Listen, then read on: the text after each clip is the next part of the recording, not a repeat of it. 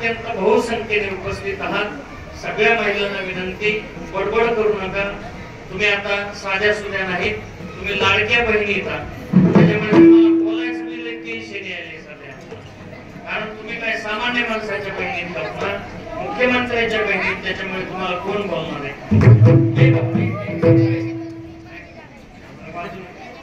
आणि म्हणून आपण अजिबात बोलू नका. माझ्याकडे लक्ष द्या सर्वजण. सगळ्यांनी पुढे सरकून बसा. ते पुढे सरका म्हणणारे मामा खूप जोरात तुम्हाला सांगते, पुढे सरका, पुढे सरका. तरी तुम्ही पुढे सरकत नाहीत, कारण पुढे जागा नाही मामा. आता पुढे सरका म्हणू नका. आणि येणारा नाही जरा लवकर यायचा ना, सगळी जागा संपली आता. मागून येऊन पुढे पुढे सरका पुढे. आता तुम्ही अगदी मला थोडसच कीर्तन करायचे 5 वाजेपर्यंत.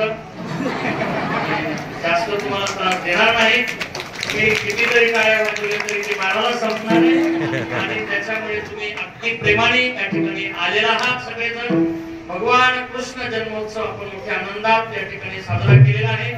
महाराष्ट्रात ही नामांकित मंडळी उपस्थित आहे.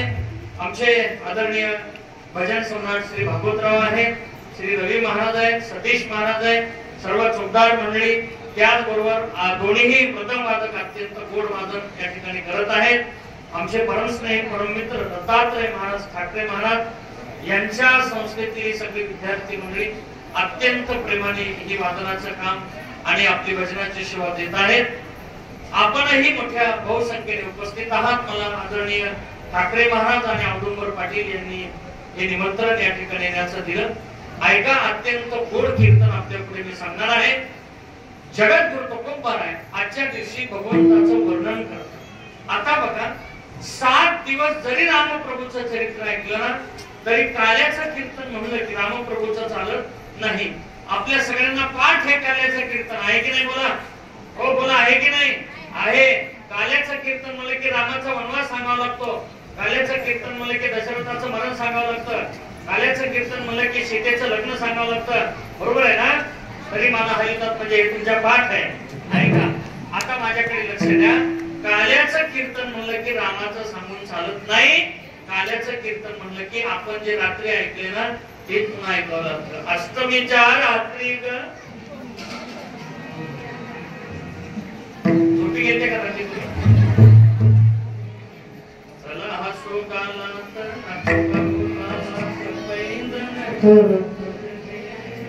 बोला बोला. काना दिसतो बोला बोला. मी तुम्हाला आज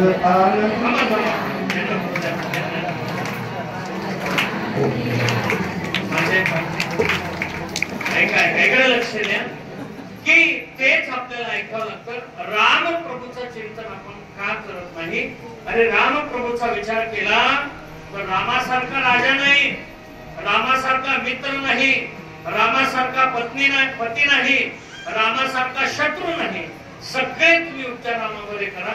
एवढा रामप्रभू सामर्थ्यशाली असताना सुद्धा आजच्या दिवशी रामप्रभूचं चरित्र आपण ऐकत नाही. आणखी सोपं सांगू तुम्हाला, रामप्रभूच्या सामर्थ्याबद्दल दुश्मनाच्या सुद्धा मनात संशय नव्हता. रामप्रभूच्या सामर्थ्याबद्दल दुश्मनाच्या सुद्धा मनात संशय नव्हता.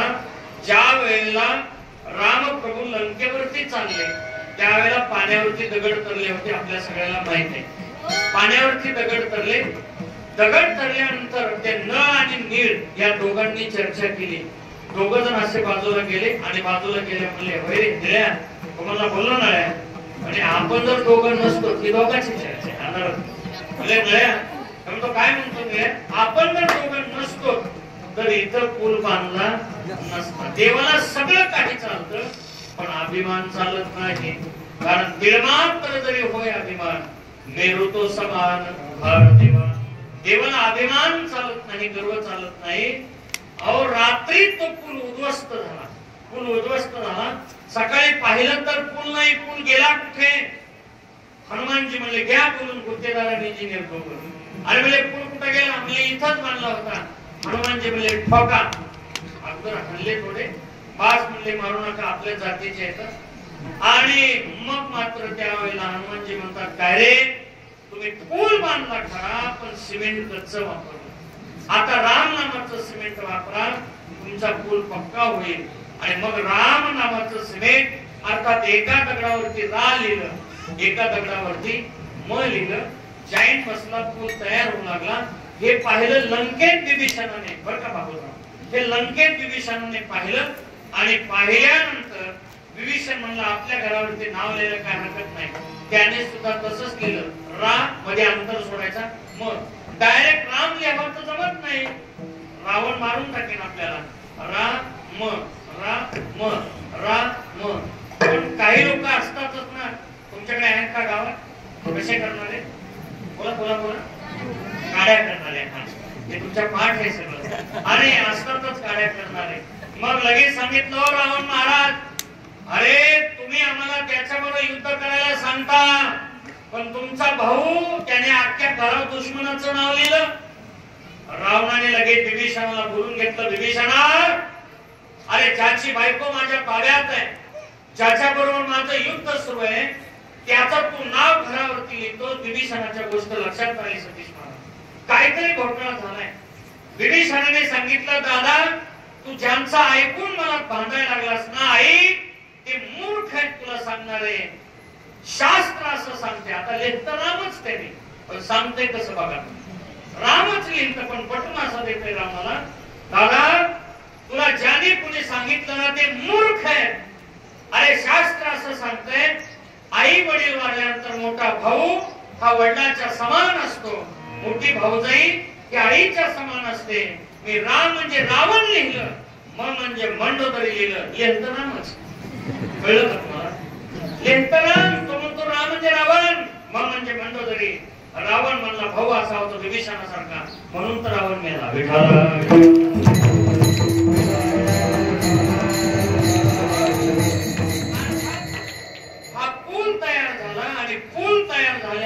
त्या ठिकाणी रावणाला सांगायला एक जण गेला, रावण महाराज, राक्षस गेला एक, म्हणलं महाराज, अहो म्हणले आपल्याकडून काय दगड पाण्यावर तरू शकत नाहीत, युद्ध माघार घ्या.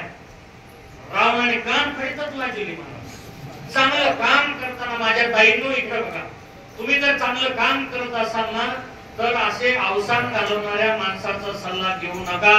तुम्हाला जर समजा एखादं चांगलं काम करायचंय ना तर अशी मैत्रीण जवळ ठेवा की ती आपल्याला आपल्या कामापर्यंत पोहोचूनच देणार नाही, म्हणजेच आपल्याला आडवी. अशी बोलू नका, अशा मैत्रिणीच्या नादी लागू नका. नाही तर साडी घ्यायला जातात तुम्ही, अशा हुशार आहेत सगळे, इथल्या सोडून सांगतो, अशा खतरनाक असतात ह्या. साडी घ्यायला मैत्रिणीला भोंगला घेऊन जाते एसटीत बसून, तिचं तिकीट, तिचा नाश्ता, तिचं चहा पाणी, आणि मग कपड्याच्या दुकानात गेल्यावरती फॅन गादीन बघून तिला झोप लागती, ते साड्या टाकणारा ढीक टाकतो समोर, आणि मग ती मैत्रिणीला म्हणते अगं बघ ना कोणती पसंत आहे, बघ ना. ती म्हणते बघ ना तुला कोणती आवडती, बघ ना. आणि मग साडी घेऊन आल्यानंतर वालोडच्या बस स्टँडवर एसटीतून उतरत्या दोघी, ही तिच्या घरी जायला निघती, साडीवाले तिच्या घरी जायला निघती, आणि उतरल्यावर म्हणती नाही बघ पण ती चॉकलेट चांगलीच होती. कान फाडतच हा ना पुन्हा, म्हणजे अगोदर दुकानात सांगायचं ना चांगली होती, घरी आल्यावर असते का. अशी मैत्रीण जवळ ठेवू नका. रावणाने कान फाडीतच सांगलं त्याच्यामध्ये, मूर्ख आहेस का, माझ्या सुद्धा हाताने पाण्यावरती दगड करतात, चला म्हणले. चला म्हणल्यावर सगळे राक्षस लोक समुद्र तीरावरती आले. असा दगड घेतला आणि उंच घेऊन असा खाली टाकला. टाकल्या बरोबर तुम्ही म्हणता दगड बुडाला का काय, दगड बुडला नाही, दगड तरला. दगड तरल्यानंतर राक्षसाला आनंद झाला, वा वा आमच्या महाराजात सुद्धा किती सामर्थ्य आहे, पाण्यावरती दगड तरला. महाराज असावे तर असे काय पॉवरफुल आहे. आता राम मरतोय, आता लक्ष्मण मरतोय, आमच्या राजाने हाताने सुद्धा पाण्यावरती दगड तरले. कुणी तोफा वाजवतय, कुणी बँड बाजा वाजवतय, कुणी मिरवणूक काढली, कुणी हलकी फुगडी खेळतय. फार असं मस्त चाललेलं वातावरण. तेवढ्यात काय काय उत्साही कार्यकर्ते असतात. एक जण म्हणला बोले रावण महाराज की, असं ते म्हणजे त्यांच्यावर कीर्तन ऐकण्याचं लक्ष याची विजय त्याची विजय. लगेच महाराज जय जयकार सुरू झाला. बेडरूम मध्ये ज्याला मंडोदरीकडे रावण गेला ना त्याला मंडोदरी म्हणते काय हो आज लई तुमचा जय जयकार सुरू आहे, काय मिळे. अरे काय मिळे म्हणजे दगड तरला पाण्यावरती. मंडोदरी म्हणते हो महाराज खोटं बोलू नका, तुमच्या हातात काही सामर्थ्य नाही मला माहिती आहे. आदमी कितनाही खतरनाक हो, घर में तुम्ही की बिल्ली बन जाता. साहेब घराच्या बाहेर, हे साहेब घरात आले की मेव करतात मांजरी पुढे आपले हे बायको काही चालत नाही त्यांचं. साहेब घराच्या बाहेर, साहेब पाणी घ्या, साहेब चहा घ्या. घरी आला की साहेब हाताने चहा करतो. फार कठीण.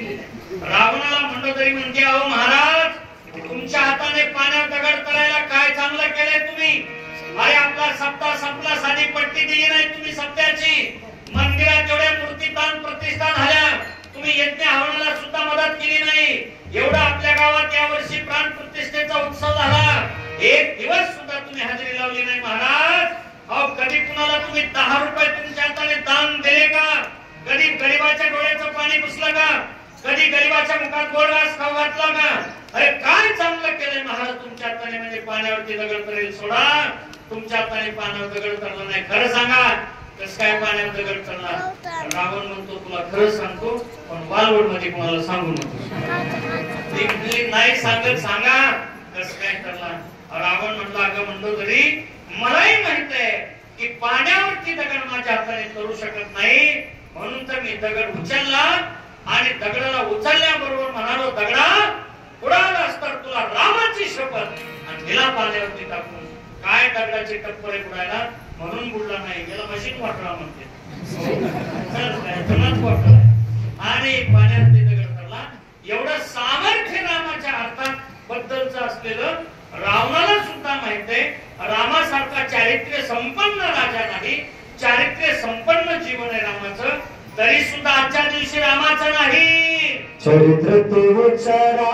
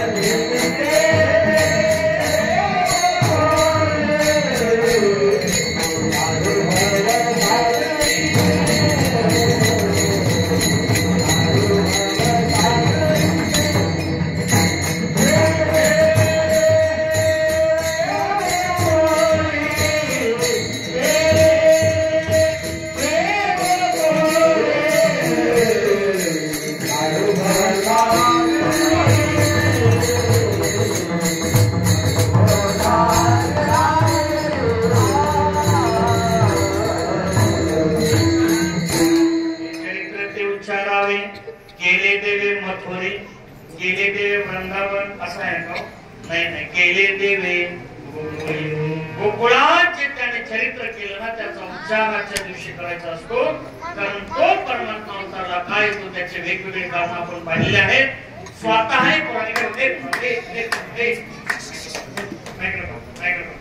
तुम्हाला मोठं वाटतंय का? अरे वाटतंय का? बोला होतं म्हणा वाटतंय का? वाटतंय का? आता ही रेंज कमी होऊ द्यायची नाही शेवटपर्यंत 12 वाजता. इकडे लक्ष द्या. तुम्हाला पैशावाला वाटतंय का?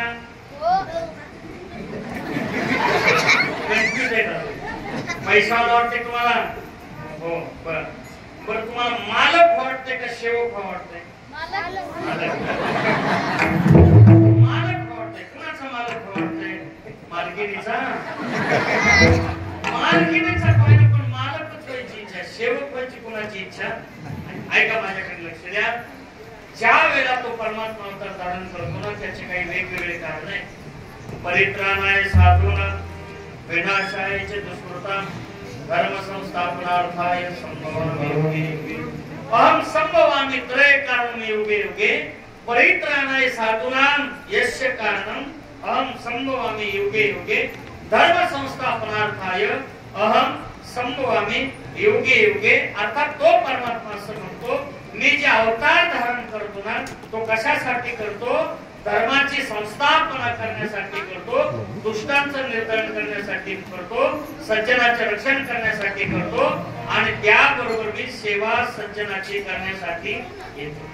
ज्या सुखा कारणे देव वेगावला, ज्या सुखा कारणे देव वेगावला.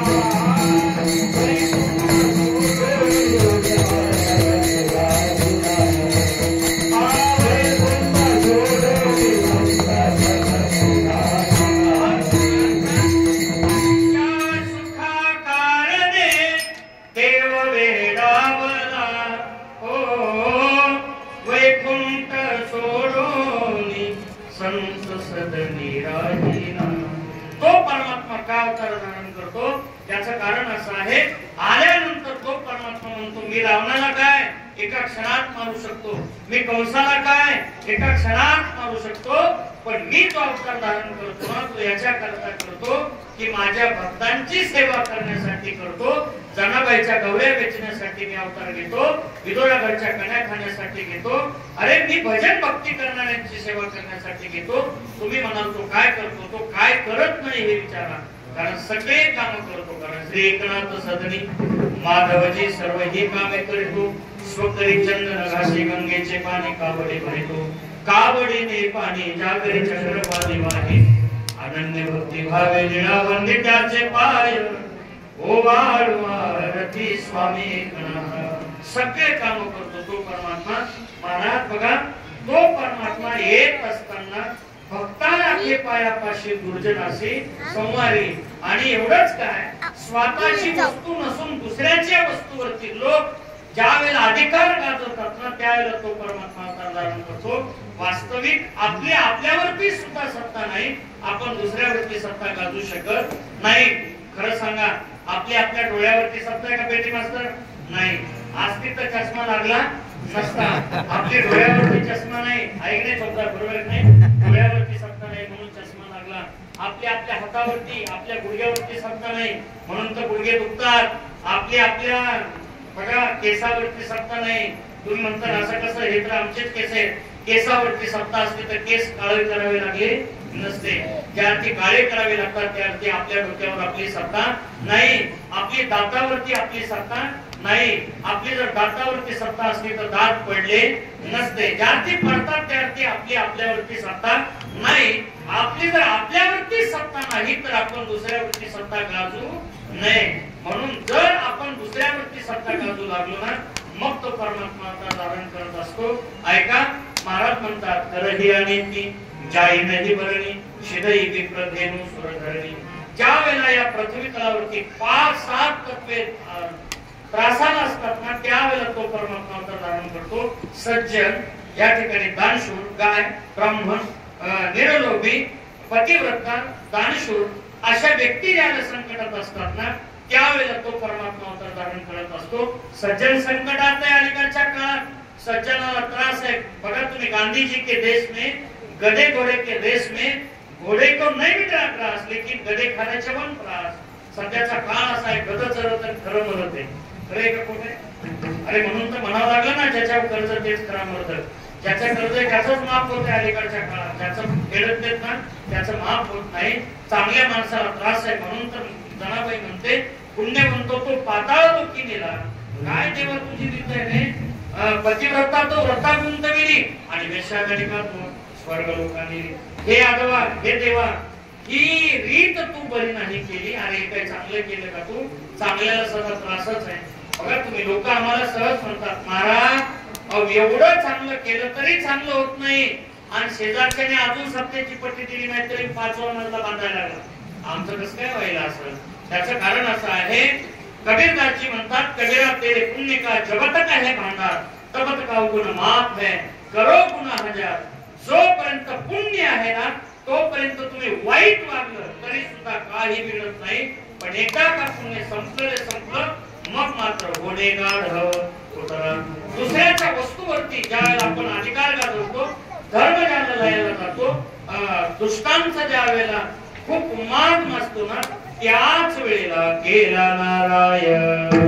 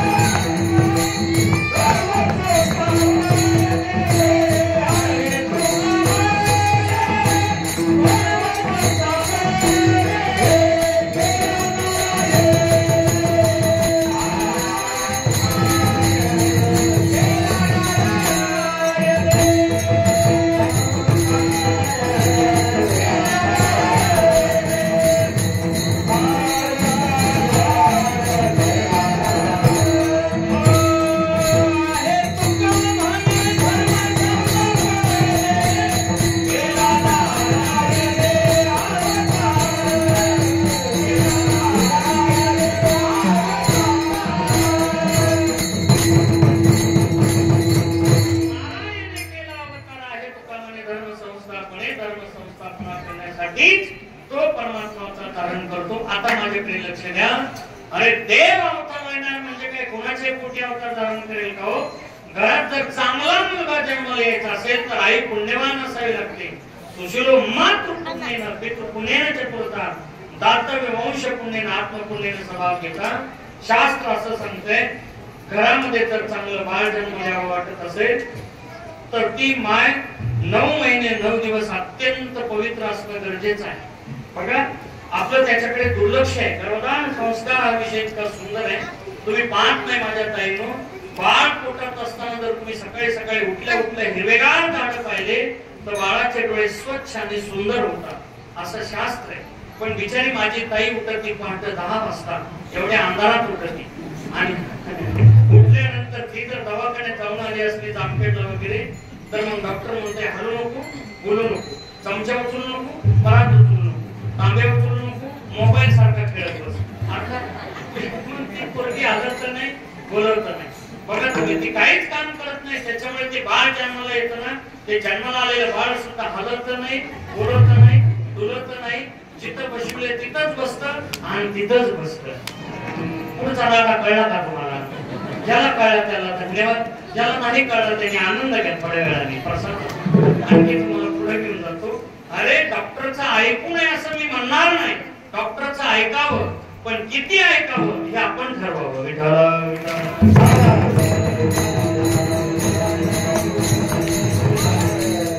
माझा एक मित्र आहे बीडला, त्याचं मोठं हॉस्पिटल आहे बीडमध्ये. नाव नाही सांगत आता टेंबा लावायला. मी म्हटलं डॉक्टर अरे एवढं 5 मजली हॉस्पिटल तुमचं कोणाची कृपा झाली? कोण्या महात्म्याची? म्हणजे महात्म्याची कशाची? कोरोनाची कृपा आहे ही. कळलं का तुम्हाला? हे कोरोनात त्याने एवढं आपल्याला धुतलं, एवढा त्याने बंगला बांधला मोठा. अर्थात विषय असा आहे की ज्या वेळेला परमात्मा अवतार धारण करतो ना त्यावेळेला त्याचे वेगवेगळे कारण आहेत. पण महाराज म्हणतात की तो ज्यांच्या पोटी अवतार धारण करणार आहे ना ते अत्यंत पवित्र असतात. बघा तुम्ही दशरथाने पुण्य केले कोट्यान कोटी म्हणून राम आले कोटी. चांगला मुलगा जन्माला येत असेल ना आई पुण्यवान असायला लागते. बुद्धिवान पोरगा जन्माला येत असेल बाप पुण्यवान असावा लागतो. दानशूर पोरगा जन्माला येत असेल कुळाची पुण्य असायला लागते. आणि भाग्यवान पोरगा जन्माला येत असेल स्वतःचे पुण्य लागते. भाग्यवान बरं का विनेकरीवान कसे दिसते? विनेकरी हरण फिरण नाही. हा विनेकरी महाराज इकडे बघा. अहो आपलं दोघांचं नशीब भाग्य चांगलं आहे. आपल्या गळ्यात दररोज हरायचं. दररोज तुम्हाला विण्यामुळे मला कीर्तनामुळं काही लोकांना दोनदाच हरायचं. दोनदा म्हणजे कधी? एकदा लग्नातला आणि एकदा म्हणजे त्याची नाराची गाठ भेटत नाही. आणि तुम्हाला सांगतो आनंद घ्यायचा बरं का? आनंद घ्यायचा. तुम्हाला सांगतो अरे भाग्यवान मनुष्य जन्माला आलं समजायचं स्वतःचं पुण्य बरं का? स्वतःचं पुण्य. याच्या उलट सांगतो तुम्हाला उन्मत्तो मातृ दोषेन पितृ दोषेन मूर्खता कार्पण्य वंश दोषेन आत्मदोषेन दरिद्रता. उन्मत्त पोरगा जन्माला आला दोष आईचा, मूर्ख पोरगा जन्माला आला दोष बापाचा, दरिद्री पोरगा जन्माला आला दोष कुळाचा, दोष अरे चिकट पोरगा जन्माला आला दोष कुळाचा आणि कर्म दरिद्री जन्माला आला समजायचं दोष स्वतःचा. सगळं गाव सहकार्य करते तरी सुद्धा त्याचं दरिद्रीपणा हटत नाही समजायचं ते अभाग्य. दानशूर नाही चिकट आहे. किती चिकट? काय काय एवढे चिकट असतात ना म्हणून तर पट्टी मारणारे लोक जर त्याच्या दारात गेले ना लोक म्हणते अरे चला पुढे ते काय देणार आहे? त्याचा 1000 रुपया देत नव्हता, त्याचा आज आम्ही फुकट पंक्ती जोडायचा, त्याच्या बापाने तर कधीच काय रुपया दिलेला पाहिलं नाही आणि हे काय देणार हे उलट मुक्ती बांधून घरी घेऊन जाईल म्हणले. चला पुढे म्हणले याच्याकडे आजा पंजाने ह्याच्याकडे पट्टी दिली नाही काय देणार आहे? अर्थात कुळाची पुण्याहीच नाही कधी 10 रुपये कुणाला द्यायची. ते माणसं दान धर्म करू शकत नाही. त्यांचं म्हणजे कसं आहे बँकेत कुठे अंधोतराला गाठीन त्यांच्या काहीच नाही महाराज त्यांचं. म्हणून बघा तुम्हाला आणखी पुढे घेऊन जातो की अशी माणसं असतात. आणि म्हणून उन्मत्त जन्माला आलं आईचा दोष, मूर्ख जन्माला आलं बापाचा दोष. लोक म्हणतात भांडण लागले. आमच्याकडे बीड जिल्ह्यात म्हणतात भांडण लागलं ना अरे जाऊ द्या त्याची काय चूक आहे? पुरी चूक त्याच्या कुणाची? बोला बोला. म्हणजे तुमच्याकडे आहे आमच्यासारखं. अरे पुरी चूक त्याच्या आई बापाची. आमच्याकडे नवरदेव वड्या बसविले तुमच्याकडे हे गाढव कोण म्हणलं? गाढव अर्थात तिकडे बघा आणखी सोपा भाव सांगतो तुम्हाला की इथं देव जन्माला येणार आहे. देव काय कुणाचे पोटी अवतार धारण करेल का? अजिबात नाही. इथे वसुदेव देवकी सारखी आई वडील असायला लागतात. वसुदेवादेव तर देवकी बहीण लग्नामध्ये विघ्न झाले आहे का? आकाशाची वाणी सांगे कंसाशी माने हा भरवसा बोलण्याचा. आकाशवाणीने सांगितलं एक कंसा अरे जिची तू थाटा माटात करून काढलीस ना तिच्याच पोटी आठवण येणारा तुला मारणार आहे. मारणार आहे म्हटल्यानंतर घेवण्याकडे मारावया धावला हात तो धरिला वसुदेवे. वसुदेवाने असा हात धरून एक कंसा आता मी पाणी ग्रहण केले हिच्या सोबत आता हिची सांभाळण्याची जिम्मेदारी माझी आहे. मी लग्न नको म्हणत होतो तू म्हणला करा हिच्यावर लग्न. माझे अगोदर 6 लग्न झाले मी तुला सांगितलं होतं. वसुदेवाचे 6 लग्न अगोदर झाले होते. देवकी सोबतचं 7वं लग्न आहे. मी म्हणत होतो मला नको लग्न हिच्यावर करायचं आणि तुझ्या आग्रहास्तव मी लग्न केले. आता जर तिला मारण्याचा प्रयत्न केला असता माझ्यासोबत युद्ध करावं लागेल. कंसाने असं मारण्यासाठी खड्ग काढलं तलवार काढली आणि मारतो म्हटल्यानंतर देव म्हणायचा मार हा म्हणायचा मारतो मार मारतो मार. पण वसुदेवाने असा हात लावला हा मनात म्हणतो वसुदेवाच्या मी बापाला ऐकणार नाही. मी कंस याच्यापेक्षा शक्तिशाली आहे. मी माझा हात का वर खाली येत नसत. आमचे बाबा म्हणायचे का हात खाली येत नव्हते. तर त्याचं कारण असं होतं देवाने इथं त्याला असा जॉब लावला होता. देव किंवा महाराज कधी कुणाला कुठं जॉब लावेल काही सांगता येत नाही. त्याच्यामुळे जॉब लावू नये असं वाटत असेल तर देवाची सेवा करा आनंद घ्या. आपण फार भाग्यवान आहात. वाल्मिकेश्वर भगवंताच्या दरबारात आपला जन्म आहे. त्या गावात आपण आहात. अत्यंत पवित्र महिना आहे सध्या श्रावण महिना. म्हणून श्रावणात बरेच माणसं होते. कळलं का तुम्हाला? श्रावणात बरेच माणसं होते. हो म्हणून तर कोंबडी बिचारी वजनात चढती. भेट सुद्धा नाही की कुणाला. माग 5-50 पिले पुढे 5-50 पिले मध्ये ऐकीत चलती ती. विचारलं मी की दिवशी तिला कोंबडी अगं एवढी काय ऐकीत आली तू? महाराज श्रावण चालू आहे आता आम्हाला कुणी हात लावू शकत नाही. आणि श्रावण संपल्याने की दिवशी भेट झाली. मी म्हणलं अगं कोंबडी ताई एकटीच आज काय वेळ म्हणजे मंत्रीपद गेलं. कोई चिल्ली ले गई कोई दिल्ली ले गई हो गई बाटा बाट. अरे भाई तू अकेली चले हो मेरा ही ताटा ही ताट. मी एकटीच चालले. मी म्हणून तुझं कुठपर्यंत आहे आता हा आनंद. गणपती उठू द्या. गणपती उठला की माझाही नंबर आहे. गणपती उठूस तर कुणाचा आनंद आहे कुणा नाही माझा आनंद. श्रावणात बरेच माणसं होता. माझ्या ताईंनो हा श्रावण महिना 70 वर्षानंतर आलाय की ज्या श्रावण महिन्यात 5 सोमवार आहे. 5 सोमवार आहे श्रावण महिना. हा आपल्या नशिबाने या वर्षी 5 सोमवार येऊन आलाय. पुढच्या येणाऱ्या भविष्यात ज्याला 5 सोमवार येतील त्यावेळेला आपण सगळेजण नसू नाही असू म्हणायचं. निगेटिव्ह विचार करायचा नाही. ती पॉझिटिव्ह असलं पाहिजे. प्रसन्न काय माणसं एसटीत बसायच्या अगोदरच म्हणते जागा भेटन का नाही काय की बुवा सगळं सभागृह महिन्यानेच गज भरले. आपल्याला कुठं जागा आहे काय नाही. तुम्हाला खाली आहे ना. निगेटिव्ह विचार करायचा नाही. ज्याला मोकळ्या मनाने हसता येतं त्याला गर्दीत घुसता येतं. आणि किती विकल्पी असली तरी सीटावर जाऊन बसता येतं. पंढरपूरला बघा तुम्ही दर्शन भारीत कुणीच म्हणजे ओळखीचं नसतं तरी नामरूप मध्ये हाय मावशी कसं काय बरं आता ती तुझी मावशी आहे का ती कुठली बाई दर्शन आणि बळच घुसते. आमच्या मठात काय झालं यावर्षी आषाढी तुफान गर्दी. 2-4 जणांनी बॅगा टेकवल्या. ते महाराज आम्ही दर्शन करून येतो. मी आता या दर्शन करून या म्हटल्यानंतर मी असं चंद्रभागेतून कुंडलीकडून वर येत होतो आणि हे 4-5 जण गेलेले मध्ये घुसायला लागले. जसे घुसले तसे पोलिसांनी बघितले आणि जसे पोलिसांनी हाणायला सुरुवात केली तसं मी त्यांच्याकडे बघितलं आणि त्यांनी माझ्याकडे बघितलं. आपल्याला हाताने महाराज बघायले. मी लगे असं बाजूला बघितलं. मी वळत केली नाही. मी तुमच्याकडे बघतोय असं. आणि मी मठात गेलो ते दर्शन होऊन वापस आले. मी म्हटलं झालं का दर्शन? ते म्हणले तुम्ही बघितलं तेव्हा दर्शन झालं. काय गरज आहे का असं करीत जाऊ. निगेटिव्ह विचार कधी करायचा नाही. प्रसन्न असलं पाहिजे. श्रावण महिना हा पवित्र आहे. भविष्यात सुद्धा आपल्याला भेटेल असा महिना असं पुढे करायला काय हरकत नाही. चला आणखी पुढे घेऊन जातो. आणि मग मात्र दोघांमध्ये ठरलं की तो कंस म्हणायचा मारतो मार मारतो मार. अरे मी मार म्हटल्यानंतर तू मारतो म्हणणारा कोण? हा बाबा म्हणला जिच्या पोटी 8वा जन्माला येणार आहे ना तोच पठ्ठा मी बोलतो. अरे म्हणजे तू अजून जन्माला आला नाही तरी कसं काय बोलू शकतो? तो म्हणतात तुला माहिती का? चाले हे